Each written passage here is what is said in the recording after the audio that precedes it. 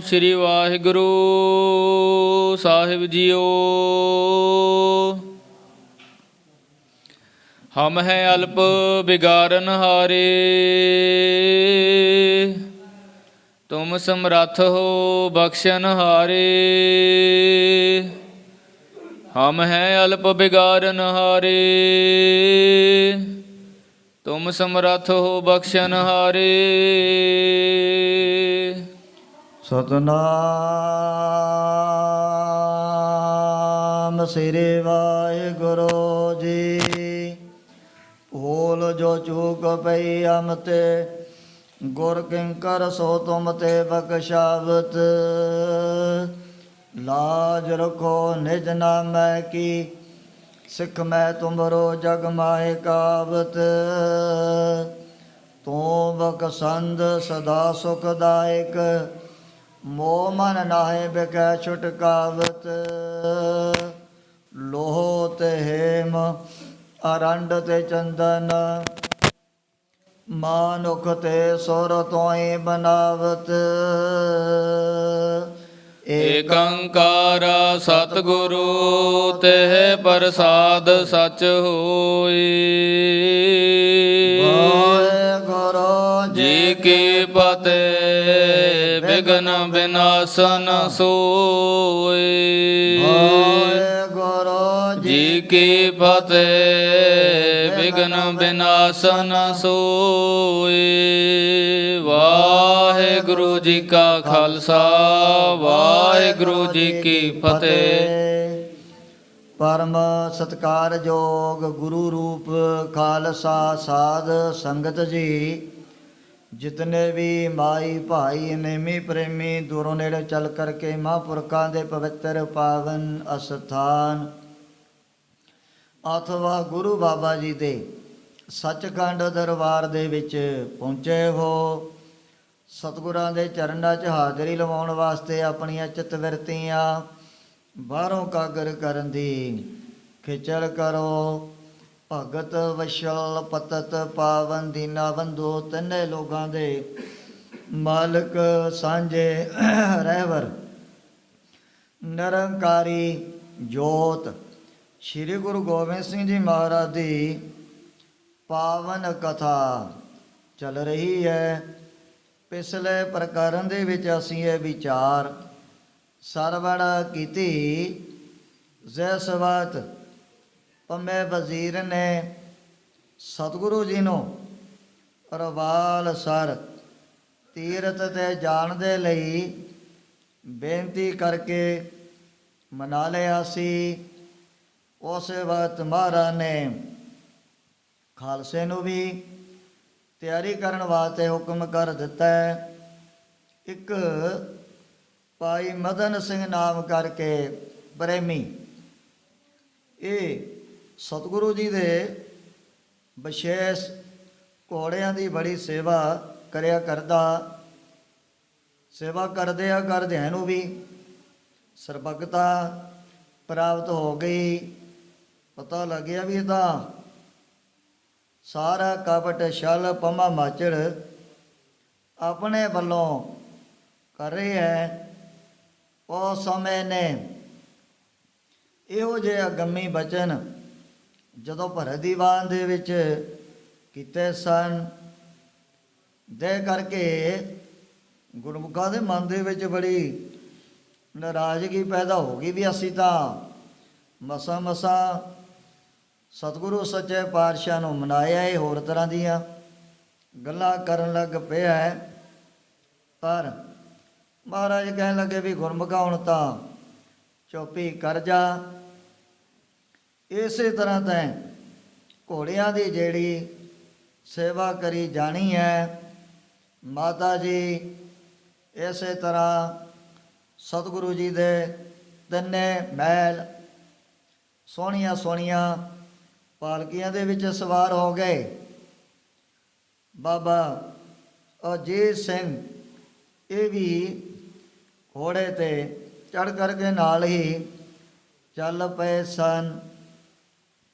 ਜਦੋਂ ਰਵਾਲ ਸਰ ਤੀਰਥ 'ਤੇ ਦਸ਼ਮੇਸ਼ ਪੁੱਛਾ ਪਹੁੰਚੇ, ਇਸ ਗੱਲ ਦੀ ਜਿਹੜੀ ਖਬਰ ਪਹਿਲਾਂ ਹੀ ਸਾਰੇ ਇਲਾਕੇ ਵਿੱਚ ਪਤਾ ਲੱਗ ਚੁੱਕਿਆ ਸੀ ਵੀ ਸ੍ਰੀ ਗੁਰੂ ਨਾਨਕ ਦੇਵ ਜੀ ਮਹਾਰਾਜ ਦੀ ਗੁਰਤਾ ਗਦੀ ਦੇ ਮਾਲਕ, ਬਹੁਤ ਮਹਾਨ ਤੇਜ ਪ੍ਰਤਾਪੀ ਯੋਧੇ ਸੂਰਮੇ ਬਹਾਦਰ ਸ੍ਰੀ ਗੁਰੂ ਗੋਬਿੰਦ ਸਿੰਘ ਜੀ ਮਹਾਰਾਜ ਆਪਣੇ ਅਰਵਾਲ ਸਰ ਤੀਰਥ ਪਹੁੰਚ ਰਹੇ ਹਨ। ਪ੍ਰਿੰਸੀਪਲ ਸਤਵੀਰ ਸਿੰਘ ਦੇ ਮੁਤਾਬਕ ਸਤਿਗੁਰੂ ਜੀ ਨੇ ਇੱਥੇ ਫਿਰ ਬਹੁਤ ਵੱਡਾ ਭਾਰਾ ਜਿਹੜਾ ਵਿਸਾਖੀ ਦਾ ਜੋੜ ਮੇਲਾ ਵੀ ਮਨਾਇਆ ਸੀ। ਜਿਤਨੇ ਵੀ ਰਿਆਸਤਾਂ ਦੇ ਮਾਲਕ ਉਹਨਾਂ ਨੇ ਪਰੇ ਦਰਬਾਰ ਦੇ ਵਿੱਚ ਦੀਦਾਰ ਕੀਤਾ। ਜਿਹੜੇ ਪਹਿਲਾਂ ਹੀ ਸਤਿਗੁਰੂ ਜੀ ਦੇ ਕਰਾਰੇ ਹੱਥ ਮੈਦਾਨੇ ਜੰਗ ਦੇ ਵਿੱਚ ਦੇਖ ਚੁੱਕੇ ਸਨ, ਉਹ ਸੋਚਦੇ ਨੇ ਵੀ ਅੱਗੇ ਤਾਂ ਆਪਾਂ ਯੁੱਧ ਕਰਦਿਆਂ ਦੂਰੋਂ ਹੀ ਦਰਸ਼ਨ ਕੀਤੇ ਸੀ, ਹੁਣ ਆਪਾਂ ਸਤਿਗੁਰੂ ਜੀ ਦੇ ਬਹੁਤ ਨੇੜੇ ਹੋ ਕਰਕੇ ਦੀਦਾਰ ਕਰ ਲੈਣੇ ਹਨ। ਪਤਾ ਲੱਗੂ ਵੀ ਕਿਹੋ ਜਿਹੇ ਨੇ ਗੁਰੂ ਕਲਗੀਧਰ ਸੱਚੇ ਪਾਤਸ਼ਾਹ, ਜਿਨ੍ਹਾਂ ਦੇ ਤੀਰਾਂ ਦੇ ਚਲਾਉਣ ਦੀ ਆ ਤਾਕ ਆਪਣੇ ਪਹਾੜੀ ਇਲਾਕੇ ਦੇ ਵਿੱਚ ਚਾਰੇ ਪਾਸੇ ਬੈਠ ਚੁੱਕੀ ਹੈ। ਉਹਨਾਂ ਦੇ ਮਨ ਦੇ ਵਿੱਚ ਵੀ ਬੜਾ ਉਤਸ਼ਾਹ, ਬੜਾ ਚਾਅ ਭਰਿਆ ਹੋਇਆ ਸੀ, ਜਿਨ੍ਹਾਂ ਨੇ ਅਜੇ ਤੱਕ ਕਦੇ ਵੀ ਗੁਰੂ ਕਲਗੀਧਰ ਸੱਚੇ ਪਾਤਸ਼ਾਹ ਦੇ ਦਰਸ਼ਨ ਨਹੀਂ ਕੀਤੇ ਸੀ। ਉਹਨਾਂ ਦੇ ਮਨ ਦੇ ਵਿੱਚ ਤਾਂ ਖਾਸ ਤੌਰ 'ਤੇ ਖਿੱਚ ਪੈਦਾ ਹੋਣੀ ਹੈ। ਦੇ ਕਰਕੇ ਬੜੇ ਮਨ ਦੇ ਵਿੱਚ ਦੰਗ ਰਹਿ ਗਏ। ਉਹਨਾਂ ਨੂੰ ਆਪਣਾ ਆਪ ਹੀ ਸਤਿਗੁਰੂ ਜੀ ਦਾ ਦਰਸ਼ਨ ਕਰਕੇ ਭੁੱਲ ਗਿਆ ਸੀ। ਦੇ ਕੇ ਬੜੀ ਹੈਰਾਨਗੀ ਹਿਰਦੇ ਦੇ ਅੰਦਰ ਪੈਦਾ ਹੋ ਰਹੀ ਹੈ ਵੀ ਸਾਨੂੰ ਤਾਂ ਇਹੋ ਲੱਗਦਾ ਹੈ ਵੀ ਜਿਵੇਂ ਵਿਧਾਤਾ ਨੇ ਸਾਰੀ ਦੁਨੀਆ ਦੀ ਜਿਹੜੀ ਸੁੰਦਰਤਾ ਇਕੱਠੀ ਕੀਤੀ, ਤਾਂ ਫਿਰ ਇਹ ਸਤਿਗੁਰੂ ਜੀ ਦਾ ਸੁੰਦਰ ਸਰੂਪ ਬਣਿਆ ਵੀ ਜਿਤਨੀ ਵੀ ਆਪਾਂ ਇਹ ਦੁਨੀਆ ਦੀ ਸੁੰਦਰਤਾ ਕਹਿ ਲਈਏ, ਉਹਨੂੰ ਵਿਧਾਤਾ ਨੇ ਮਾਨੋ ਇੱਕ ਥਾਂ 'ਤੇ ਹੀ ਇਕੱਠਾ ਕੀਤਾ ਹੋਇਆ ਹੈ। ਰਿਆਸਤਾਂ ਦੇ ਮਾਲਕਾਂ ਨੇ ਹਾਥੀ ਵੀ ਘੋੜੇ ਵੀ ਆਪਣੇ ਵੱਲੋਂ ਮਹਾਰਾਜ ਦੇ ਚਰਨਾਂ 'ਚ ਭੇਟਾ ਕੀਤੇ ਸਨ। ਇਤਿਹਾਦਕ ਪ੍ਰਸੰਗ ਪਿੱਛੇ ਆਇਆ। ਅੱਗੇ ਜਿਸ ਪ੍ਰਕਾਰ ਸਤਿਗੁਰਾਂ ਦੀ ਪਵਿੱਤਰ ਪਾਵਨ ਕਥਾ ਦੇ ਤਾਈਂ ਗ੍ਰੰਥ ਕਰਤਾ ਭਾਈ ਸਾਹਿਬ ਭਾਈ ਸੰਤੋਖ ਸਿੰਘ ਜੀ ਚਾਰਨ ਕਰਦੇ ਨੇ। ਆਪਣੇ ਮਨਾਂ ਨੂੰ ਕਾਗਰ ਕਰਦੇ ਹੋਏ ਆਲਸ ਤੋਂ ਸਾਵਧਾਨ ਹੋ ਕਰਕੇ ਆਖੋ ਸਤਨਾਮ ਸ੍ਰੀ ਵਾਹਿਗੁਰੂ ਜੀ। ਸਤਨਾਮ ਸ੍ਰੀ ਵਾਹਿਗੁਰੂ ਜੀਓ। ਹਮ ਹੈ ਅਲਪ ਬਿਗਾਰਨ ਹਾਰੇ। ਜਿਨ੍ਹਾਂ ਪਹਾੜੀ ਰਾਜਿਆਂ ਨੇ ਪਹਿਲਾਂ ਸਤਿਗੁਰੂ ਜੀ ਦੇ ਨਾਲ ਬਿਨਾਂ ਹੀ ਕਾਰਨ ਤੋਂ ਵੱਡੇ ਵੱਡੇ ਭਿਆਨਕ ਯੁੱਧ ਕੀਤੇ, ਉਹ ਵੀ ਫਿਰ ਆ ਕਰਕੇ ਆਪਣੀਆਂ ਜਿਹੜੀਆਂ ਭੁੱਲਾਂ ਗਲਤੀਆਂ ਬਖਸ਼ਾਉਣ ਲੱਗ ਪਏ ਹਨ। ਸੱਚੇ ਪਾਤਸ਼ਾਹ ਵੀ ਬੜਾ ਸੀ ਆਪਣੇ ਆਪ ਦਾ ਨੁਕਸਾਨ ਵੀ ਜੰਗਾ ਯੁੱਧ ਕਾ ਦੌਰਾਨ ਕਰਵਾ ਲਿਆ ਹੈ। ਤੁਮ ਸਮਰੱਥ ਹੋ ਬਖਸ਼ਨ ਹਾਰੇ। ਹੁਣ ਆਪ ਦੀ ਬਰਾਬਰੀ ਤਾਂ ਕੋਈ ਤਿੰਨੇ ਲੋਕਾਂ 14 ਭਵਨਾਂ ਦੇ ਵਿੱਚ ਕਰ ਹੀ ਨਹੀਂ ਸਕਦਾ ਕਿ ਮੈਂ ਵੱਡੇ ਵੱਡੇ ਯੋਧੇ ਸੂਰਮੇ ਆਪ ਦੇ ਉੱਪਰ ਚੜ ਕਰਕੇ ਆਏ ਸਨ। ਇਤਿਆਦਿਕ ਕਹਿ ਬਿਨੈ ਕਨੇਰੀ। ਉਹਨਾਂ ਨੇ ਗੁਰੂ ਕਲਗੀਧਰ ਸੱਚੇ ਪਾਤਸ਼ਾਹ ਦੇ ਚਰਨਾਂ 'ਚ ਬਾਰ-ਬਾਰ ਆਪਣੇ ਵੱਲੋਂ ਰਜੋਈਆਂ ਬੇਨਤੀਆਂ ਕੀਤੀਆਂ ਸਨ। ਨੀਠ ਨੀਠ ਉਠ ਕਰ ਤਿਸ ਬੇਰੀ। ਸਾਰੇ ਰਾਜਿਆਂ ਦੇ ਮਨਾਂ ਦੇ ਉੱਪਰ ਸਤਿਗੁਰੂ ਜੀ ਦੇ ਦਰਸ਼ਨ ਦਾ ਨਾ ਇਤਨਾ ਪ੍ਰਭਾਵ ਪੈ ਗਿਆ। ਹੁਣ ਮਸਾ ਇਹ ਪਰ ਦਰਬਾਰ ਦੇ ਵਿੱਚੋਂ ਉੱਠ ਕਰਕੇ ਵਾਪਸ ਗਏ ਸਨ। ਕਰ ਕਰ ਨਮੋ ਜਨਾਏ ਸਨੇਹੂ। ਆਪਣੇ ਹਿਰਦੇ ਦਾ ਪ੍ਰੇਮ ਵੀ ਸਤਿਗੁਰੂ ਜੀ ਦੇ ਪਾਸ ਜਨਾ ਰਹੇ ਹਨ। ਉਹ ਕੱਲਾ ਕੱਲਾ ਮਸਾ ਮਸਾ ਮਹਾਰਾਜ ਦੇ ਦਰਬਾਰ ਦੇ ਵਿੱਚੋਂ ਵਾਪਸ ਜਾਣ ਦੇ ਲਈ ਉੱਠਿਆ ਸੀ। ਗਮਨੇ ਡੇਰਨ ਵਿਖੇ ਅਛੇਹੂ। ਜਦੋਂ ਸਾਰੇ ਪਹਾੜੀ ਰਾਜੇ ਆਪੋ ਆਪਣੇ ਤੰਬੂਆਂ ਆਪੋ ਆਪਣੇ ਡੇਰਿਆਂ ਦੇ ਵਿੱਚ ਪਹੁੰਚ ਗਏ ਹਨ। ਪੁੰਨ ਸਗਰੇ ਰਾਜਨ ਕੀ ਰਾਨੀ। ਉਸ ਤੋਂ ਬਾਅਦ ਜੋ ਵੀ ਇਹਨਾਂ ਰਾਜਿਆਂ ਦੀਆਂ ਮਹਿਲਾਂ ਦੇ ਵਿੱਚ ਰਾਣੀਆਂ ਚਾਹੇ ਮਹਾਰਾਣੀਆਂ ਵੀ ਅਰਵਾਲ ਸਰ ਧੀਰ ਤੇ ਇਸ਼ਨਾਨ ਕਰਨ ਵਾਸਤੇ ਪਹੁੰਚੀਆਂ ਹੋਈਆਂ ਸਨ। ਦਰਸ਼ਨ ਕੋ ਚਿਤ ਚਹਿਤ ਮਹਾਨੀ। ਇਹਨਾਂ ਦੇ ਮਨ ਦੇ ਵਿੱਚ ਵੀ ਸਤਿਗੁਰੂ ਜੀ ਦੇ ਦੀਦਾਰ ਕਰਨ ਦੀ ਬੜੀ ਖਿੱਚ ਤੇ ਬੜਾ ਉਤਸ਼ਾਹ ਪੈਦਾ ਹੋ ਚੁੱਕਿਆ ਸੀ। ਬੂਝ ਬੂਝ ਰਾਜਨ ਕੇ ਸੰਗਾ। ਸਾਰੀਆਂ ਰਾਣੀਆਂ ਨੇ ਪਹਿਲਾਂ ਆਪਣੇ ਮਾਲਕਾਂ ਦੇ ਪਾਸੋਂ ਆਗਿਆ ਲਈ ਵੀ ਅਸੀਂ ਵੀ ਸ੍ਰੀ ਗੁਰੂ ਨਾਨਕ ਦੇਵ ਜੀ ਮਹਾਰਾਜ ਦੀ ਗੁਰਤਾ ਗਦੀ ਦੇ ਮਾਲਕ ਦਸ਼ਮੇਸ਼ ਪਿਤਾ ਦੇ ਜ਼ਰੂਰ ਦਰਸ਼ਨ ਕਰਨੇ ਹਨ। ਆਈ ਦੇਖਨ ਧਰੇ ਉਮੰਗਾ। ਇਹਨਾਂ ਦੇ ਮਨ ਦੇ ਵਿੱਚ ਵੀ ਬੜਾ ਆਨੰਦ ਬੜਾ ਚਾਅ ਭਰ ਚੁੱਕਿਆ ਸੀ। ਪ੍ਰਿਥਕ ਪ੍ਰਿਥਕ ਨਿਜ ਧਰੀ ਉਪਾਇਨ। ਆਪੋ ਆਪਣੀਆਂ ਪੈਠਾਵਾਂ ਲਹਿਦਾ ਲਹਿਦਾ ਲਿਆ ਕਰਕੇ ਮਹਾਰਾਜ ਦੇ ਚਰਨਾਂ 'ਚ ਅਰਪਣ ਕਰ ਦਿੱਤੀਆਂ ਹਨ। ਪਰਸੇ ਆਨ ਕਮਲ ਸਮ ਪਾਇਨ। ਜੋ ਸਤਿਗੁਰੂ ਜੀ ਦੇ ਚਰਨ ਹੈਗੇ ਕਮਲ ਦੇ ਫੁੱਲ ਦੇ ਸਮਾਨ ਬੜੇ ਨਰਮ ਔਰ ਖੁਸ਼ਬੂ ਦੇਣ ਵਾਲੇ। ਅਕਲੀ ਕਲੀ ਨੇ ਆ ਕਰਕੇ ਮਹਾਰਾਜ ਦੇ ਅੱਗੇ ਸੀਸ ਝੁਕਾਇਆ ਸੀ। ਪੂਰਨ ਚੰਦ ਬਦਨ ਕੀ ਓਰਾ। ਹੁਣ ਇਹਨਾਂ ਨੇ ਆਪਣੇ ਜਿਹੜੇ ਨੇਤਰ ਜਿਵੇਂ ਹੁੰਦਾ ਹੈ ਪੂਰਨਮਾਸ਼ੀ ਦਾ ਚੰਦਰਮਾ ਇਸੇ ਤਰ੍ਹਾਂ ਸਤਿਗੁਰੂ ਜੀ ਦਾ ਨੂਰਾਨੀ ਚਿਹਰਾ ਮੰਨ ਲਓ ਇੱਕ ਪੂਰਨਮਾਸ਼ੀ ਦੇ ਚੰਦਰਮਾ ਦੇ ਸਮਾਨ ਬਣਿਆ ਹੋਇਆ ਸੀ। ਸਭ ਰਾਨੀ ਦ੍ਰਿਗ ਕੀਨ ਚਕੋਰਾ। ਇਹਨਾਂ ਰਾਣੀਆਂ ਨੇ ਆਪਣੇ ਜਿਹੜੇ ਨੇਤਰ ਚਕੋਰਾਂ ਦੇ ਸਮਾਨ ਬਣਾ ਲਏ ਨੇ। ਚੰਦ ਚਕੋਰ ਪ੍ਰੀਤ ਹੈ ਲਾਏ ਤਾਰ ਨਿਹਾਲੇ। ਜਗ ਵੀ ਸੂਰਜ ਹੈਤ ਹੈ ਮਿਲ ਹੋਣ ਸੁਖਾਲੇ। ਗੁਰੂ ਘਰ ਦੇ ਵੇਦ ਵਿਆਸ ਭਾਈ ਗੁਰਦਾਸ ਜੀ ਨੇ ਵੀ ਇਸ ਹਕੀਕਤ ਆਪਣੀਆਂ ਵਾਰਾਂ ਦੇ ਵਿੱਚ ਜ਼ਿਕਰ ਕੀਤਾ ਹੈ। ਚੰਦ ਚਕੋਰ ਪ੍ਰੀਤ ਹੈ ਲਾਏ ਤਾਰ ਨਿਹਾਲੇ। ਜਿਵੇਂ ਚਕੋਰਾਂ ਇਹ ਵੀ ਚੰਦਰਮਾ ਦੇ ਵੱਲ ਕਿਵੇਂ ਟੇਕਾ ਟਕੇ ਲਗਾ ਕਰਕੇ ਤੱਕੜ ਲੱਗ ਜਾਂਦੀਆਂ ਹਨ। ਗੁਰ ਸਰੂਪ ਸੂਰਜ ਸਮ ਭਾਸੇ। ਉਸ ਸਮੇਂ ਇਹਨਾਂ ਨੂੰ ਸਤਿਗੁਰੂ ਜੀ ਦਾ ਜਿਹੜਾ ਪਾਵਨ ਸਰੂਪ ਜੈ ਠਾੜ ਦੇ ਸੂਰ ਦੇ ਸਮਾਨ ਬੜਾ ਤੇਜ ਪ੍ਰਕਾਸ਼ ਦੇ ਸਮਾਨ ਭਾਸਣ ਲੱਗ ਪਿਆ ਸੀ। ਕਮਲ ਬਿਲੋਚਨ ਸਭਨ ਵਿਕਾਸੇ।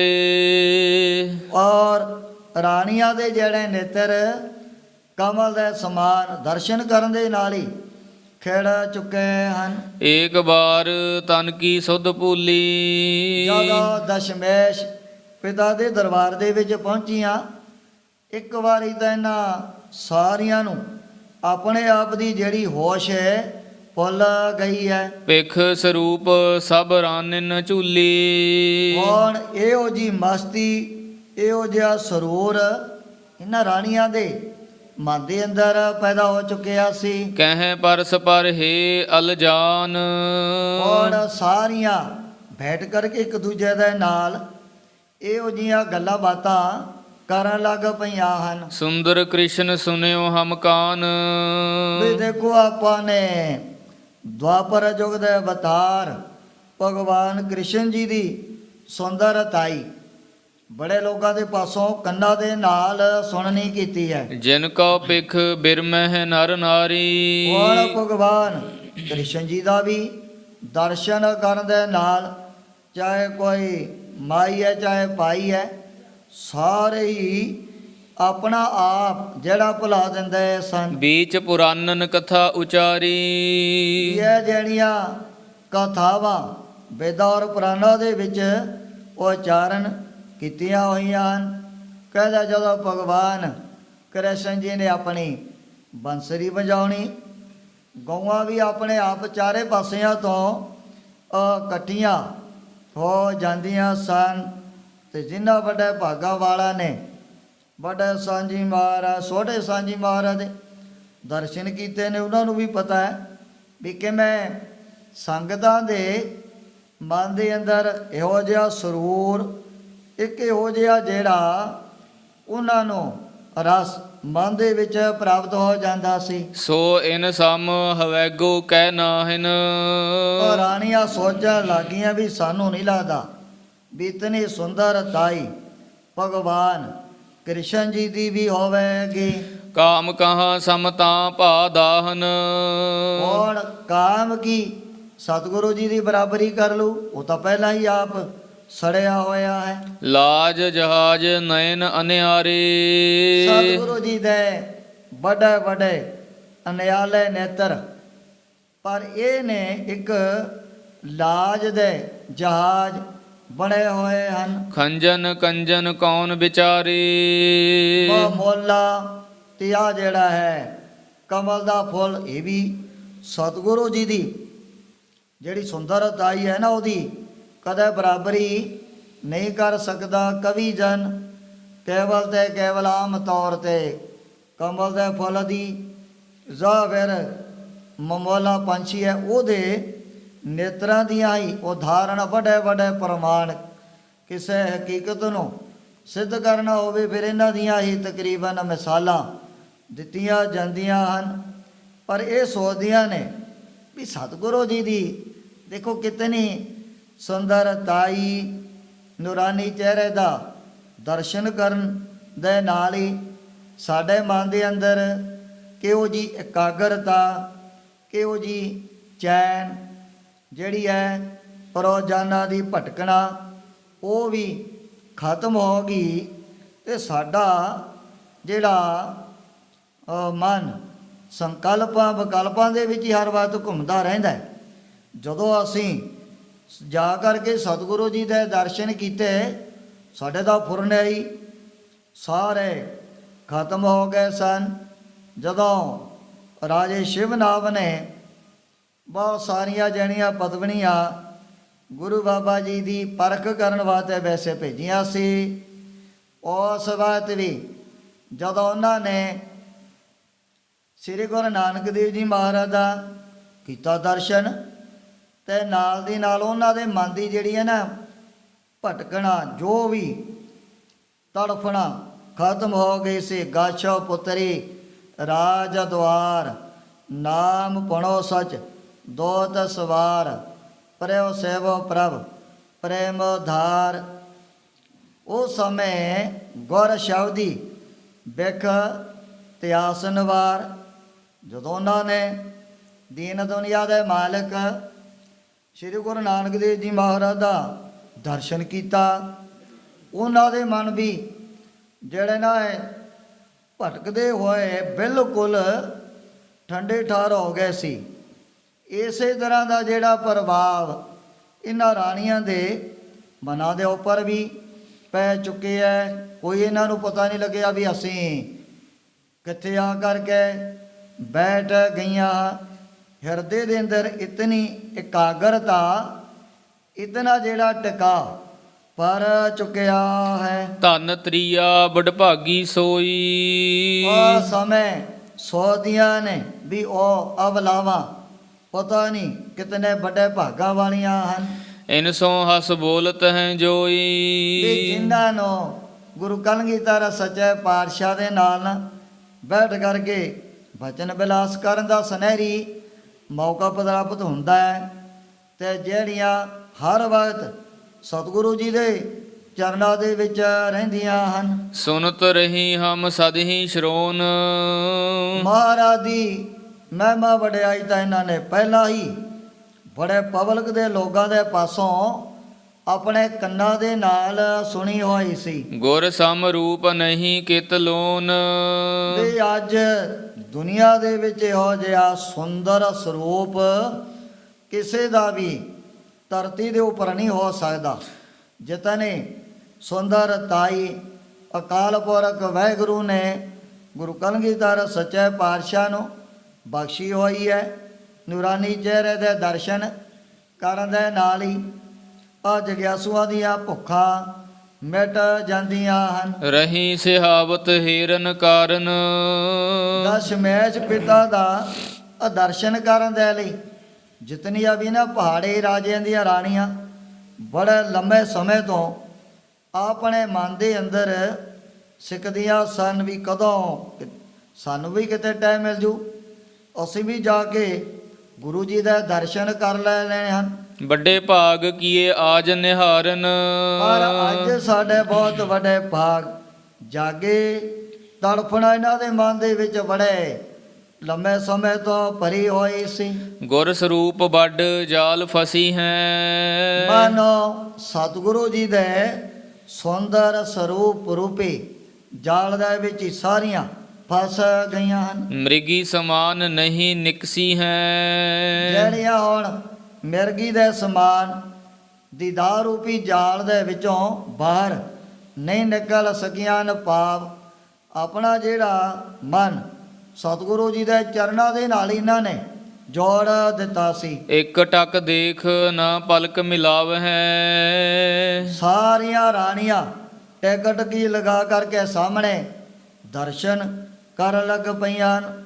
ਇਹਨਾਂ ਨੇ ਤਾਂ ਆਪਣੇ ਨੇਤਰ ਵੀ ਝਮਕਣੇ ਬੰਦ ਕਰ ਦਿੱਤੇ ਸੀ। ਹੇ ਸਖ ਕਹਾਂ ਦਰਸ ਪੁਨ ਪਾਵ ਹੈ, ਉਸ ਸਮੇਂ ਸੋਚਣ ਲੱਗ ਪਈਆਂ ਵੀ ਦੁਬਾਰਾ ਪਤਾ ਨਹੀਂ ਦਰਸ਼ਨ ਹੋਣਾ ਹੈ, ਪਤਾ ਨਹੀਂ ਹੋਏਗਾ। ਭਈ ਬੇਬਸ ਠਹਿਰੀ ਚਿਰਕਾਲ, ਕਾਫੀ ਟਾਈਮ ਬੇਵਸ ਹੋ ਕੇ ਇਹਨਾਂ ਸਾਰੀਆਂ ਨੇ ਦਸ਼ਮੇਸ਼ ਪਿਤਾ ਦਾ ਜਦੋਂ ਭਰੇ ਦਰਬਾਰ ਦੇ ਵਿੱਚ ਦਰਸ਼ਨ ਕੀਤਾ ਸੀ। ਤਿਨ ਮਹਿ ਹੁਤੀ ਜੇ ਬਿਰਦਾ ਬਾਲ, ਹੁਣ ਜੋ ਇਹਨਾਂ ਦੇ ਵਿੱਚੋਂ ਵੱਡੀਆਂ ਵੱਡੀਆਂ ਉਮਰਾਂ ਵਾਲੀਆਂ ਰਾਣੀਆਂ ਸਨ, ਸਭ ਰਾਨਿਨ ਕੇ ਮਨ ਕੀ ਜਾਨ, ਉਹਨਾਂ ਨੇ ਫਿਰ ਦੂਸਰੀਆਂ ਰਾਣੀਆਂ ਦੇ ਮਨ ਦੀ ਜਿਹੜੀ ਅਵਸਥਾ ਬਣ ਚੁੱਕੀ ਹੈ ਉਹਦੇ ਬਾਰੇ ਆਪਣੇ ਆਪ ਹੀ ਸਮਝ ਲਿਆ ਸੀ। ਉੱਠੀ ਗੁਰੂ ਪੱਗ ਬੰਧਨ ਠਾਨ, ਥੋੜਾ ਟਾਈਮ ਸਤਿਗੁਰੂ ਜੀ ਦੇ ਚਰਨਾਂ ਦੇ ਵਿੱਚ ਬੈਠ ਕਰਕੇ ਫਿਰ ਇਹਨਾਂ ਨੇ ਹੁਣ ਵਾਪਸ ਆਉਣ ਦੇ ਲਈ ਆਪਣੀ ਤਿਆਰੀ ਕਰ ਲਈ ਸੀ। ਜਬ ਸਭ ਗਈ ਕਥਤ ਗੁਣ ਗਨ ਕੋ, ਹੁਣ ਰਾਹ ਦੇ ਵਿੱਚ ਵੀ ਸਾਰੀਆਂ ਦੀਨ ਦੁਨੀਆ ਦੇ ਮਾਲਕ ਦੇ ਗੁਣਾਂ ਨੂੰ ਹੀ ਜ਼ਬਾਨ ਤੋਂ ਕਥਨ ਕਰਦੀਆਂ ਹੋਈਆਂ ਜਾ ਰਹੀਆਂ ਹਨ। ਚੱਲੀ ਹਾਰ ਕਰ ਜਨ ਨਿਜ ਮਨ ਕੋ, ਜਿਵੇਂ ਜਿਹੜੇ ਨੇ ਜਗਿਆਸੂ ਉਹ ਆਪਣੇ ਮਨ ਨੂੰ ਗੁਰੂ ਪੀਰਾਂ ਦੇ ਚਰਨਾਂ ਦੇ ਵਿੱਚ ਹੀ ਭੇਟਾ ਕਰ ਦਿੰਦੇ ਹਨ। ਮਾਨੋ ਇਹਨਾਂ ਦਾ ਮਨ ਵੀ ਮਹਾਰਾਜ ਦੇ ਚਰਨਾਂ ਦੇ ਵਿੱਚ ਹੀ ਰਹਿ ਚੁੱਕਿਆ, ਸਰੀਰ ਕਰਕੇ ਤਾਂ ਜ਼ਰੂਰ ਆਪੋ ਆਪਣੇ ਵਾਪਸ ਡੇਰਿਆਂ ਨੂੰ ਜਾ ਰਹੀਆਂ ਹਨ। ਸੈਲਪਤੀ ਚੰਬਿਆਲ ਕੁਮਾਰੀ, ਉਸ ਸਮੇਂ ਜੋ ਇੱਕ ਪਹਾੜੀ ਉਹ ਰਾਜੇ ਦੀ ਸਹਿਜਾਦੀ ਸੀ। ਨਹਿ ਬਿਆਹੀ ਸੋ ਹੁਤੀ ਕੁਮਾਰੀ, ਇਸ ਦੀ ਰਾਜੇ ਨੇ ਅਜੇ ਸ਼ਾਦੀ ਨਹੀਂ ਕੀਤੀ ਹੈ, ਜੋ ਚੰਬਿਆਲੇ ਰਿਆ ਦਾ ਮਾਲਕ ਹੈ। ਹੁਤੀ ਚਿਤਰਨੀ ਚਿੱਤਰ ਸਰੂਪਾ, ਹੁਣ ਇਸ ਸਹਿਜਾਦੀ ਨੂੰ ਵੀ ਅਕਾਲ ਪੁਰਖ ਵਾਹਿਗੁਰੂ ਨੇ ਬੜਾ ਸੁੰਦਰ ਸਰੂਪ ਬਖਸ਼ਿਆ ਹੋਇਆ ਸੀ। ਕਵਿਤਾ ਕਰਤੀ ਗੁਣਨ ਅਨੂਪਾ, ਤੇ ਜਿਹੜੀ ਬੜੀ ਪੜ੍ਹੀ ਲਿਖੀ ਹੈ ਤੇ ਕਵਿਤਾ ਵੀ ਰਚਣ ਵਾਲੀ ਸੀ। ਸੁਨਨ ਹੁਤੀ ਗੁਰ ਰਚੀ ਸੋ ਬਾਣੀ, ਇਸ ਨੇ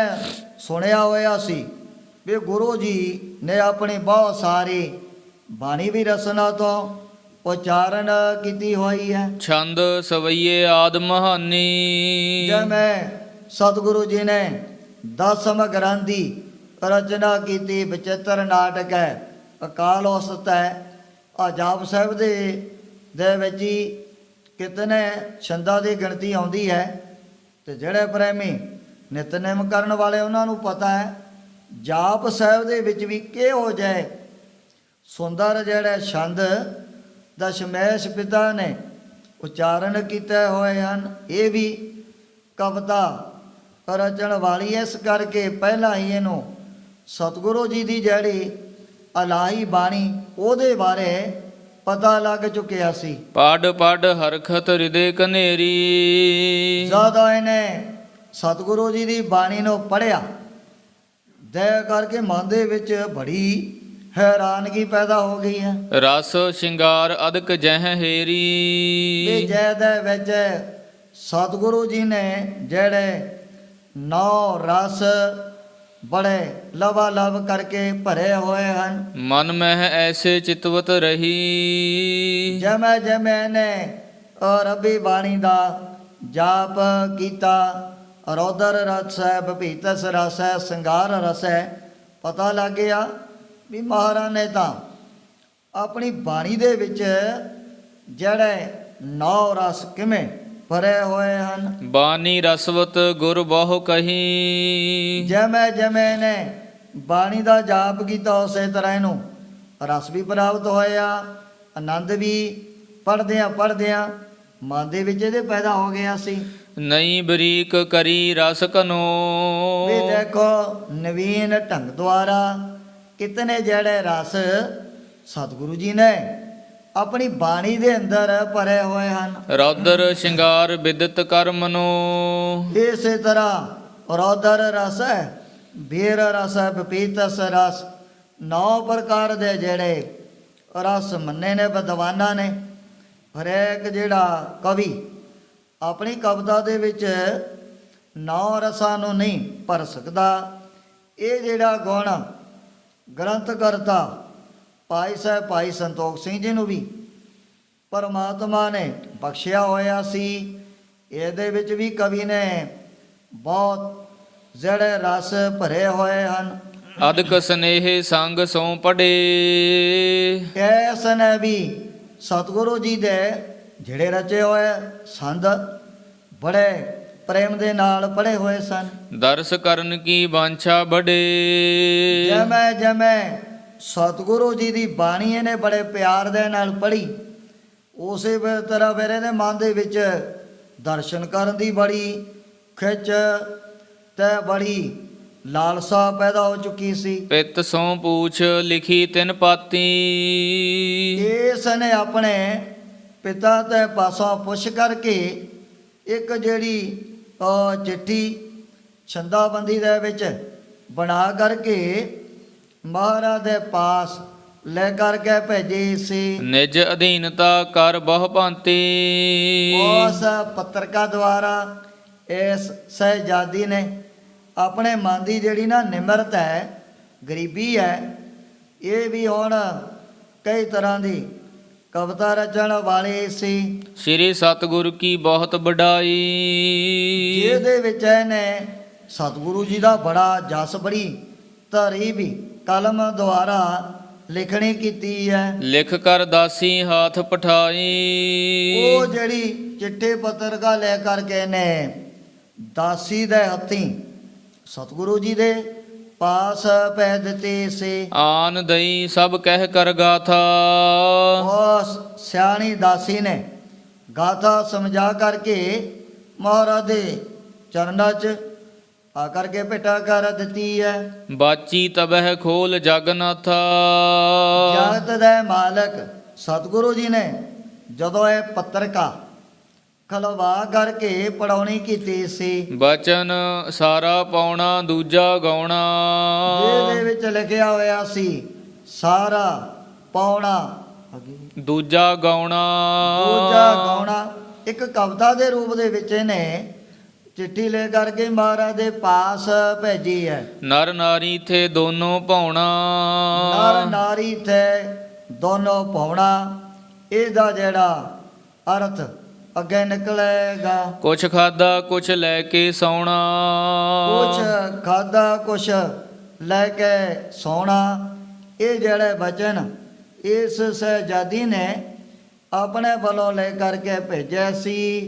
ਸਾਰਾ ਵੀ ਜਿਹੜੀ ਦੇਵ ਦੇਹੀ ਹੈ ਇਹਨੂੰ ਸਾਰੀ ਮੰਨਿਆ ਗਿਆ ਵੀ ਜਿੱਥੇ ਕੋਈ ਭਟਕਣਾ ਨਹੀਂ।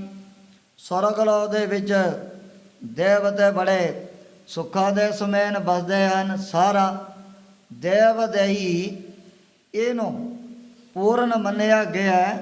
ਪਾਉਣਾ ਜਿਹੜੀ ਹੈ ਸਾਡੀ ਇਹ ਮਨੁੱਖਾ ਦੇਹੀ, ਇਹਨੇ ਆਪਣੇ ਵੱਲੋਂ ਇਸ਼ਾਰੇ ਕੀਤੇ ਵੀ ਪਾਉਣਾ ਇਹਦੇ ਵਿੱਚ ਤਾਂ ਭਟਕਣਾ ਬਣੀ ਰਹਿੰਦੀ ਹੈ। ਕਦੇ ਕਿਸੇ ਜੋਨੀ ਦੇ ਵਿੱਚ ਚਲਿਆ ਗਿਆ, ਕਦੇ ਕਿਤੇ। ਇਹ ਜਿਹੜਾ ਜੀਵ ਕਰਮਾਂ ਦੇ ਮੁਤਾਬਕ ਆਪਣਾ ਜਨਮ ਧਾਰਨ ਕਰ ਲੈਂਦਾ ਹੈ। ਪਰ ਭਗਤ ਕਬੀਰ ਜੀ ਨੇ ਕਿਤਨੀ ਤਾਰੀਫ ਇਸ ਸੁੰਦਰ ਦੇਹੀ ਦੀ ਆਪਣੇ ਵੱਲੋਂ ਕੀਤੀ ਹੈ। ਇਸ ਦੇਹੀ ਕੋ ਸਿਮਰੈ ਦੇਵ ਸੋ ਦੇਹੀ ਭਜ।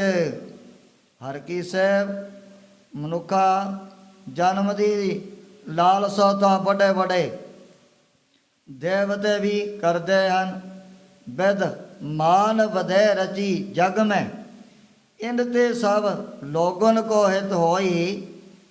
ਇਨ ਮੈਂ ਸੁਭ ਸਾਧਨ ਕਰਕੇ ਜਗ ਮੈਂ ਪਦਵੀ ਹੈਰਤ ਨਾ ਕੋਈ। ਪੰਡਤ ਗੁਲਾਬ ਸਿੰਘ ਜੀ ਨੇ ਵੀ ਇਹ ਵਿਚਾਰ ਆਪਣੇ ਵੱਲੋਂ ਪਾਵਰ ਸਿਮਰ ਦੇ ਵਿੱਚ ਲਿਖੀ ਹੈ।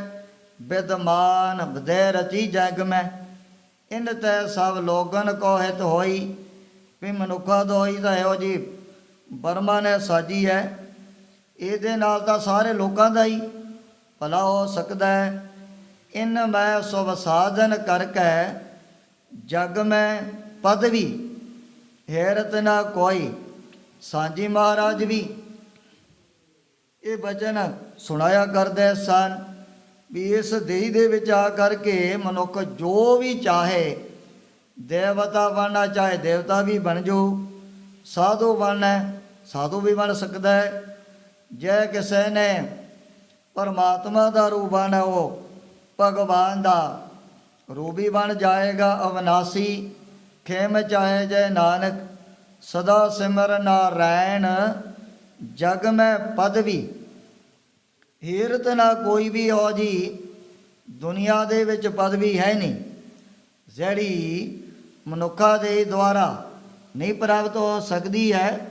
ਪਰ ਇਹਨੇ ਲਿਖਿਆ ਪਾਉਣਾ ਵੀ ਇਹਦੇ ਵਿੱਚ ਹਾਂ ਬੜੀ ਭਟਕਣਾ ਮਨੁੱਖਾਂ ਨੂੰ ਬਣੀ ਰਹਿੰਦੀ ਹੈ। ਦੂਜਾ ਗਾਉਣਾ, ਦੂਜਾ ਕੀ ਹੈ? ਦੁਬਦਾ ਵਿੱਚ ਲਾ ਕਰਕੇ ਚਾਹੇ ਇਸਤਰੀ ਹੈ ਚਾਹੇ ਪੁਰਸ਼ ਹੈ, ਦੂਜਾ ਗਾਉਣਾ। ਪਰ ਆਵਾਗਾਵਣ ਦੇ ਚੱਕਰਾਂ ਦੇ ਵਿੱਚ ਹੀ ਘੁੰਮਦੇ ਰਹਿੰਦੇ ਹਨ। ਉੱਤਰ ਦੇਹੋ ਨਰ ਨਾਰੀ ਥੇ ਦੋਨੋਂ ਭਾਉਣਾ। ਨਰ ਨਾਰੀ ਥੇ ਦੋਨੋਂ ਭਾਉਣਾ, ਚਾਹੇ ਕੋਈ ਇਸਤਰੀ ਹੈ ਚਾਹੇ ਪੁਰਸ਼ ਹੈ, ਇਹ ਘੁੰਮਦੇ ਹੀ ਰਹਿੰਦੇ ਨੇ ਦੁਬਦਾ ਦੇ ਵਿੱਚ ਪੈ ਕਰਕੇ। ਕੁਛ ਖਾਦਾ ਕੁਛ ਲੈ ਕੇ ਸੌਣਾ। ਕੁਛ ਖਾਦਾ ਕੁਛ ਲੈ ਕੇ ਜਾਣਾ। ਵੀ ਜੋ ਵੀ ਪਦਾਰਥ ਦੁਨੀਆ ਦੇ ਵਿੱਚ ਭੋਗੇ ਹਨ। ਉੱਤਰ ਦੇਹੋ ਗੁਰੂ ਜੀ ਕੌਣਾ। ਉੱਤਰ ਦੇਹੋ ਗੁਰੂ ਜੀ ਕੌਣਾ, ਵੀ ਇਹਦੇ ਅਰਥ ਕੀ ਬਣਦਾ ਹੈ? ਸਤਿਗੁਰੂ ਜੀ ਦੇ ਪਾਸੋਂ ਇਸ ਸਹਿਜਾਦੀ ਨੇ ਉੱਤਰ ਦੀ ਮੰਗ ਕੀਤੀ ਸੀ। ਦੋਹਰਾ ਇਮਪਾਤੀ ਪੜ ਦੇਖ ਕੈ ਸਤਿਗੁਰ ਚਤੁਰ ਵਿਸਾਲ।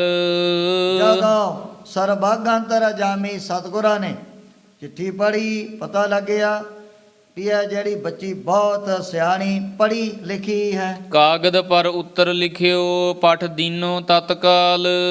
ਉਸੇ ਵਕਤ ਸਤਿਗੁਰੂ ਜੀ ਨੇ ਵੀ ਇਹਦਾ ਜਿਹੜਾ ਉੱਤਰ ਆਪਣੇ ਵੱਲੋਂ ਕਾਗਜ਼ ਦੇ ਉੱਪਰ ਲੈ ਕਰਕੇ ਭੇਜ ਦਿੱਤਾ ਸੀ। ਜਾਣੋ ਸਾਰਾ ਦੇਵ ਦੇਹ। ਮਹਾਰਾਜ ਕਹਿ ਲਗੇ ਬੀਬਾ ਇਹ ਬੱਚੀ ਧੀਏ ਜਿਹੜੀ ਦੇਵ ਦੇਹੀ ਇਹਨੂੰ ਪੂਰੀ ਮੰਨਿਆ ਗਿਆ ਹੈ। ਪੌਣਾ ਮਾਨਸ ਦੇਹ। ਜਿਹੜਾ ਪੌਣਾ ਇਹ ਆ ਜਿਹੜੀ ਮਨੁੱਖਾ ਦੇਹੀ ਹੈ। ਦੁਬਿਧਾ ਦੂਜੀ ਕਰੀ ਗਵਨ। ਗਵਨ ਦੁਬਦਾ ਦੇ ਵਿੱਚ ਲਾ ਕਰਕੇ ਮਨੁੱਖ ਸਾਰੀ ਜ਼ਿੰਦਗੀ ਭਟਕਦਾ ਹੀ ਰਹਿੰਦਾ ਹੈ। ਨਰ ਨਾਰੀ ਲਗ ਹੂਏ ਖੇਹ। ਨਰ ਨਾਰੀ ਲਗ ਹੋਏ ਖੇ। ਇਹ ਦੁਬਦਾ ਇਨ ਦੁਬਦਾ ਘਰ ਬਹੁਤ ਹੈ ਗਾਲੇ ਦਵੈਸ਼ ਦੁਬਦਾ ਦੇ ਵਿੱਚ ਪੈ ਕਰਕੇ ਚਾਹੇ ਇਸਤਰੀ ਹੈ ਚਾਹੇ ਪੁਰਸ਼ ਹੈ ਇਹ ਫਿਰ ਖੈ ਰੂਪ ਹੋ ਜਾਂਦੇ ਹਨ। ਵੀ ਕਦੇ ਕੋਈ ਜਨਮ ਧਾਰਨ ਕਰ ਲਿਆ, ਕਦੇ ਫਿਰ ਕਿਸੇ ਜੋਨੀ ਦੇ ਵਿੱਚ ਪੈ ਜਾਂਦੇ ਹਨ। ਉਬੈ ਲੋਕ ਭਾਉਂਦਾ ਫਿਰੈ। ਉਬੈ ਲੋਕ ਦੋਵੇਂ ਲੋਕਾਂ ਦੇ ਵਿੱਚ ਇਹ ਜਿਹੜਾ ਜੀਵ ਇਹ ਪ੍ਰਾਣੀ ਸਦੀਆਂ ਤੱਕ ਜੁਗਾ ਜਗੰਤਰਾਂ ਤੱਕ ਹੀ ਭਟਕਦਾ ਰਹਿੰਦਾ ਹੈ, ਫਿਰਤ ਫਿਰਤ ਬਹੁਤ ਹੈ ਜੁਗ ਹਾਰਿਓ। ਮਾਨਸ ਦੇ ਲਹੀ ਖਾਤ ਤੀਰਥ ਖੇਲਤ ਹਸਤ, ਭਰਮੇ ਜਨਮ ਅਨੇਕ ਭਵਜਲ ਤੇ ਕਾਢੋ ਪ੍ਰਭੂ ਨਾਨਕ ਤੇਰੀ ਟੇਕ ਕਿਤਨੇ ਪ੍ਰਮਾਣ। ਸਤਿਗੁਰੂ ਜੀ ਨੇ ਵੀ ਆਪਣੀ ਰਸਨਾ ਤੋਂ ਉਚਾਰਨ ਕੀਤੇ ਨੇ, ਕਈ ਜਨਮ ਪੈ ਕੀਟ ਪਤੰਗਾ, ਕਈ ਜਨਮ ਗਜ ਮੀਨ ਕਰੰਗਾ। ਕਦੇ ਕਿਸੇ ਜੋਨੀ ਦੇ ਵਿੱਚ ਪੈ ਗਿਆ, ਕਦੇ ਕਿਤੇ ਜਾ ਕਰ ਗਏ।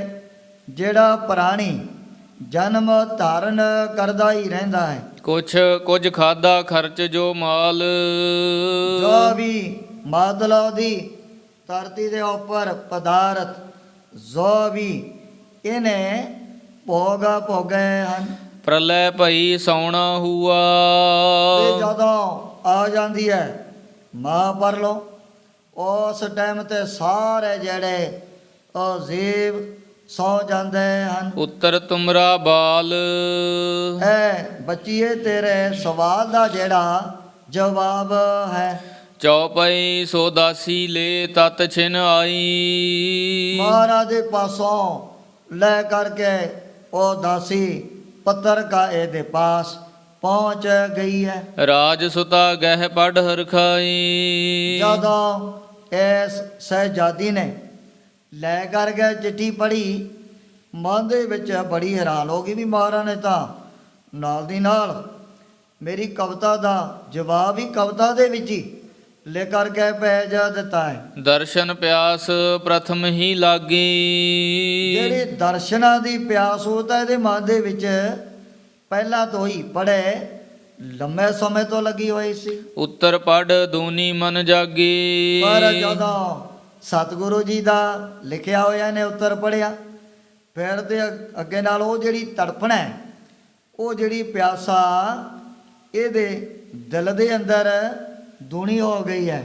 ਨਿਜ ਪਿਤ ਸੰਗ ਬੂਝ ਕਰ ਆਈ, ਆਪਣੇ ਪਿਤਾ ਤੋਂ ਆਗਿਆ ਲੈ ਕੇ ਇਹ ਵੀ ਸਤਿਗੁਰੂ ਜੀ ਦਾ ਦਰਸ਼ਨ ਕਰਨਾ ਚਾਹੁੰਦੀ ਸੀ। ਪਹੁੰਚ ਗੁਰੂ ਤਟ ਗਰੀਬ ਨਿਵਾਈ, ਚਲਦੇ ਆ ਜਦੋਂ ਇਹ ਵੀ ਦਸ਼ਮੇਸ਼ ਪਿਤਾ ਦੇ ਦਰਬਾਰ ਦੇ ਵਿੱਚ ਹਾਜ਼ਰ ਹੋਈ ਹੈ, ਹਾਥ ਜੋਰ ਜਬ ਬੰਧਨ ਠਾਨ, ਜਦੋਂ ਇਹਨੇ ਗੁਰੂ ਕਲਗੀਧਰ ਸੱਚੇ ਪਾਤਸ਼ਾਹ ਦੇ ਚਰਨਾਂ ਤੇ ਆ ਕਰਕੇ ਨੇ ਆਪਣਾ ਮੱਥਾ ਟੇਕਿਆ ਸੀ। ਹੁਤੀ ਕਮਾਨ ਪ੍ਰਭੂ ਕੇ ਪਾਨ, ਉਸ ਵਕਤ ਮਹਾਰਾਜ ਨੇ ਆਪਣੇ ਹੱਥ ਦੇ ਵਿੱਚ ਜਿਹੜਾ ਤੀਰ ਪਕੜਿਆ ਹੋਇਆ ਸੀ, ਰਾਜ ਸੁਤਾ ਕੀ ਪ੍ਰਿਸ਼ਟੀ ਪਰ ਧਰ, ਉਸ ਤੀਰ ਦੁਆਰਾ ਮਹਾਰਾਜ ਨੇ ਇਸ ਬੱਚੀ ਨੂੰ ਆਪਣੇ ਵੱਲੋਂ ਅਸ਼ੀਰਵਾਦ ਕਹਿ ਦਈਏ, ਆਪਣੇ ਵੱਲੋਂ ਥਾਪੜਾ ਦੇ ਦਿੱਤਾ ਹੈ। ਥਾਪੀ ਧਨ ਕੋ ਸਾਥ ਤਿਸ ਦੇ ਕਰ, ਜਦੋਂ ਸਤਿਗੁਰੂ ਜੀ ਨੇ ਤੀਰ ਦੁਆਰਾ ਹੀ ਇਸ ਸਹਿਜਾਦੀ ਨੂੰ ਆਪਣੇ ਵੱਲੋਂ ਅਸੀਸ ਬਖਸ਼ ਦਿੱਤੀ ਸੀ। ਬਹੁਰ ਹਾਥ ਮਹਿਲੀਨ ਉਠਾਈ, ਫਿਰ ਉਹ ਜਿਹੜਾ ਤੀਰ ਮਹਾਰਾਜ ਨੇ ਦੁਬਾਰਾ ਆਪਣੇ ਹੱਥ ਦੇ ਵਿੱਚ ਪਕੜ ਲਿਆ ਹੈ। ਹਿਤ ਬੂਝਨ ਤਿਨ ਗਿਰਾ ਅਲਾਈ, ਜਦੋਂ ਇਸ ਸਹਿਜਾਦੀ ਨੇ ਦੇਖਿਆ ਵੀ ਦਸ਼ਮੇਸ਼ ਪਿਤਾ ਤਾਂ ਸੰਗਤਾਂ ਨੂੰ ਆਪਣੇ ਵੱਲੋਂ ਸਿਰਾਂ ਦੇ ਉੱਪਰ ਹੱਥ ਰੱਖ ਕਰਕੇ ਆਪਣੀਆਂ ਅਸੀਸਾਂ ਦਿਆ ਕਰਦੇ ਹਨ, ਤੇ ਸਤਿਗੁਰੂ ਜੀ ਨੇ ਸਰਬੱਗੰਤਰ ਜਾਮੀ ਇਹਦੇ ਮਨ ਦੇ ਵਿੱਚ ਇੱਕ ਤਰ੍ਹਾਂ ਦਾ ਥੋੜਾ ਜਿਹਾ ਭਰਮ ਪੈਦਾ ਹੋ ਗਿਆ ਵੀ ਪਤਾ ਨਹੀਂ ਕੀ ਗੱਲ, ਮੈਨੂੰ ਸਤਿਗੁਰੂ ਜੀ ਨੇ ਆਪਣੇ ਕਰ ਕਮਲਾ ਦੁਆਰਾ ਥਾਪੜਾ ਕਿਉਂ ਨਹੀਂ ਦਿੱਤਾ। ਸੋ ਕਵੀ ਜੀ ਨੇ ਇੱਥੇ ਇਸ ਸਹਿਜਾਦੀ ਨੂੰ ਜੋ ਤੀਰ ਦੁਆਰਾ ਅਸ਼ੀਰਵਾਦ ਦੇਣ ਵਾਲੇ ਲਿਖਿਆ, ਪਰ ਗੁਰੂ ਕਲਗੀਧਰ ਸੱਚੇ ਪਾਤਸ਼ਾਹ ਦੀ ਦਾ ਦ੍ਰਿਸ਼ਟੀ ਦੇ ਵਿੱਚ ਹੀ ਬੜੀ ਤਾਕਤ ਹੈ, ਬੜੀ ਸ਼ਕਤੀ ਹੈ। ਜਿਹੜੇ ਦ੍ਰਿਸ਼ਟੀ ਪਾ ਕੇ ਇਬਰਾਹੀਮ ਵਰਗਿਆਂ ਨੂੰ ਅੰਮ੍ਰਿਤ ਛਕਾ ਕਰਕੇ ਅਜਮੇਰ ਸਿੰਘ ਸਤਿਗੁਰੂ ਜੀ ਬਣਾ ਸਕਦੇ ਹਨ। ਇਹਨੇ ਕਹਿੰਦੇ ਆਪਣੀ ਕਬਰ ਪਹਿਲਾਂ ਹੀ ਤਿਆਰ ਕੀਤੀ ਹੋਈ ਸੀ, ਪਰ ਜਦੋਂ ਦਸ਼ਮੇਸ਼ ਪਿਤਾ ਦੇ ਨਾਲ ਮਿਲਾਪ ਹੋਇਆ, ਅੰਮ੍ਰਿਤ ਛਕ ਲਿਆ। ਕਹਿਣ ਲੱਗਿਆ ਮਹਾਰਾਜ ਪਹਿਲਾਂ ਤਾਂ ਮੈਨੂੰ ਮੌਤੋਂ ਵੀ ਮਨ ਦੇ ਵਿੱਚ ਬੜਾ ਡਰ ਲੱਗਦਾ ਸੀ। ਪਹਿਲਾਂ ਹੀ ਵਿਚਾਰਾ ਡਰਦਾ ਹੋਇਆ ਕਬਰ ਖੋਦ ਕਰਕੇ ਬਹਿ ਗਿਆ। ਉਹਦੇ ਵਿੱਚ ਜਾਣ ਦੇ ਲਈ ਵੱਡਾ ਸਾਰਾ ਮੋਗਾ ਵੀ ਇਹਨੇ ਕਬਰ ਦੇ ਵਿੱਚ ਰਖਵਾਇਆ ਹੋਇਆ ਸੀ। ਪਰ ਸਤਿਗੁਰੂ ਜੀ ਨੇ ਅੰਮ੍ਰਿਤ ਜਦੋਂ ਛਕਾਇਆ, ਕਹਿ ਲੱਗਿਆ ਮਹਾਰਾਜ ਹੁਣ ਤਾਂ ਮੈਨੂੰ ਮੌਤੋਂ ਵੀ ਮਨ ਦੇ ਵਿੱਚ ਕੋਈ ਡਰ ਨਹੀਂ ਲੱਗਦਾ। ਸਤਿਗੁਰੂ ਜੀ ਤਾਂ ਥਾਪੜੇ ਦੇ ਨਾਲ ਹੀ ਵੱਡੀਆਂ ਵੱਡੀਆਂ ਰਹਿਮਤਾਂ ਬਖਸ਼ ਦਿੰਦੇ ਸਨ। ਹਮ ਮਹਿ ਕਰੀ ਭਾਵਨਾ ਜੋਏ। ਸਤਿਗੁਰੂ ਜੀ ਕਹਿ ਲੱਗੇ ਧੀਏ ਵੀ ਜਿਉ ਜੀ, ਕਿਸੇ ਨੇ ਮਨ ਦੇ ਵਿੱਚ ਸਾਡੇ ਤੇ ਸ਼ਰਧਾ ਭਾਵਨਾ ਧਾਰਨ ਕੀਤੀ ਹੈ, ਇਸ ਕੋ ਫਲ ਹਵੈ ਸੁਨੀਐ ਸੋਏ। ਉਸ ਭਾਵਨਾ ਦਾ, ਉਸ ਸ਼ਰਧਾ ਦਾ ਵੀ ਤੈਨੂੰ ਬੜਾ ਫਲ ਪ੍ਰਾਪਤ ਹੋਣਾ। ਵੀ ਜਿਉ ਜੀ ਭਾਵਨਾ, ਜਿਉ ਜੀ ਸ਼ਰਧਾ ਹੁਣ ਤੇਰੇ ਹਿਰਦੇ ਦੇ ਅੰਦਰ ਪੈਦਾ ਹੋ ਚੁੱਕੀ ਹੈ। ਜੰਗਲ ਦੇਸ਼ ਦਮਦਮਾ ਥਾਨ। ਉਸ ਸਮੇਂ ਸਤਿਗੁਰੂ ਜੀ ਨੇ ਜਦੋਂ ਇਹ ਬਚਨ ਕੀਤੇ ਸੀ, ਤਹਿ ਡੱਲਾ ਬੈਰਾੜ ਮਹਾਨ। ਪਰ ਇਹ ਵੀ ਜਿਹੜੀ ਬਾਹਰ ਤਾਂ ਕੋਈ ਸਚਾਈ ਦੇ ਵਿੱਚ ਸਮਝਤਾ ਨਹੀਂ ਹੋ ਸਕਦੀ। ਅਜੇ ਤਾਂ ਸਤਿਗੁਰੂ ਜੀ ਆਨੰਦਪੁਰ ਦੇ ਵਿੱਚ ਹੀ ਬਿਰਾਜਮਾਨ ਹਨ। ਵੱਡੇ ਵੱਡੇ ਜੰਗ ਵੀ ਕਰਨੇ ਨੇ। ਕਦੋਂ ਇਹਨੇ ਜਾ ਕਰਕੇ ਜਨਮ ਧਾਰਨ ਕੀਤਾ, ਕਦੋਂ ਸਰੀਰ ਤਿਆਗਿਆ। ਇਤਨੇ ਟਾਈਮ ਦੇ ਅੰਦਰ ਤਾਂ ਭਾਈ ਡੱਲੇ ਜੀ ਦੇ ਘਰ ਵਾਲੀ ਵੀ ਨਹੀਂ ਬਣ ਸਕਦੀ ਹੈ। ਐਮ ਬਖਸ਼ੀਸ਼ ਕਰੀ ਗੁਰ ਜਬੈ। ਜਦੋਂ ਸਤਿਗੁਰੂ ਜੀ ਨੇ ਇਹੋ ਜੀ ਬਖਸ਼ੀਸ਼ ਇਸ ਸਹਿਜਾਦੀ ਦੇ ਉੱਪਰ ਆਪਣੇ ਵੱਲੋਂ ਕਰ ਦਿੱਤੀ ਸੀ। ਬਿਸਮੈ ਭਈ ਬਹੁਰ ਸੁਨ ਤਬੈ। ਮਹਾਰਾਜ ਦੇ ਬਚਨ ਸੁਣ ਕਰਕੇ ਵੀ ਮਨ ਦੇ ਵਿੱਚ ਬੜਾ ਹੈਰਾਨ ਹੋ ਗਈ ਸੀ। ਬਾਰ ਬਾਰ ਬੰਧਨ ਕਹੁ ਕਰੈ।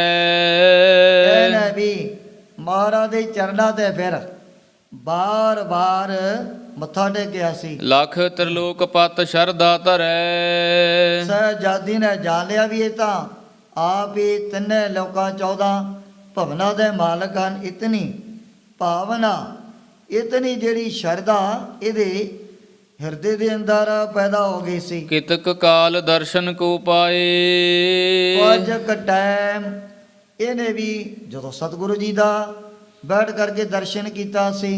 ਗਈ ਹਿਰਦੇ ਗੁਰ ਰੂਪ ਬਸਾਏ। ਪਰ ਜਿਹੜਾ ਦਸ਼ਮੇਸ਼ ਪਿਤਾ ਦਾ ਨੂਰਾਨੀ ਚਿਹਰਾ, ਸੁੰਦਰ ਸਰੂਪ ਇਹ ਨਹੀਂ ਵੀ ਦਰਸ਼ਨ ਕੀਤਾ, ਵਾਪਸ ਮੁੜ ਗਈ।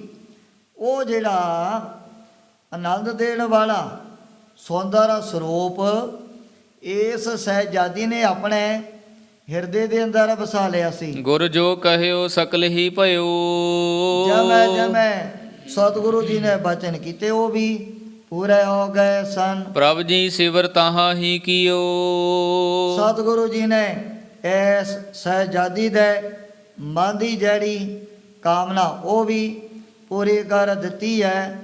ਅਰਵਾਲ ਸਰ ਤੀਰਥ ਦੇ ਉੱਪਰ ਮਹਾਰਾਜ ਨੇ ਆਪਣੇ ਡੇਰੇ ਲਗਾਏ ਹੋਏ ਹਨ। ਪਰਬਤ ਵਾਸੀ ਜੇ ਨਰ ਨਾਰੀ। ਹੁਣ ਜੋ ਵੀ ਪਹਾੜੀ ਇਲਾਕੇ ਦੇ ਵਿੱਚ ਰਹਿਣ ਵਾਲੇ ਲੋਕ ਹਨ, ਦਰਸ਼ਨ ਕਰਹਿ ਭਾਵਨਾ ਧਾਰੀ। ਉਹ ਵੀ ਹਿਰਦੇ ਦੇ ਅੰਦਰ ਬੜੀ ਸ਼ਰਧਾ ਭਾਵਨਾ ਧਾਰਨ ਕਰਕੇ ਦਸ਼ਮੇਸ਼ ਪਿਤਾ ਦੇ ਦੀਦਾਰ ਕਰਨ ਦੇ ਲਈ ਪਹੁੰਚਣੇ ਸ਼ੁਰੂ ਹੋ ਗਏ ਹਨ। ਦੋਹਰਾ ਸਕਲ ਸੈਲ ਪਤ ਮੇਲ ਕਰ ਤੀਰਥ ਮੇਲੇ ਮਾਹੇ। ਹੁਣ ਇਸ ਰਵਾਲ ਸਰ ਤੀਰਥ ਦੇ ਉੱਪਰ ਭਵੇਂ ਹਿਮਾਚਲ ਨੇ ਸਾਰੇ ਪਹਾੜੀ ਰਾਜਿਆਂ ਨੂੰ ਵੀ ਆਪਣੇ ਵੱਲੋਂ ਖਬਰ ਭੇਜ ਕਰਕੇ ਬੁਲਾਇਆ ਹੋਇਆ ਸੀ।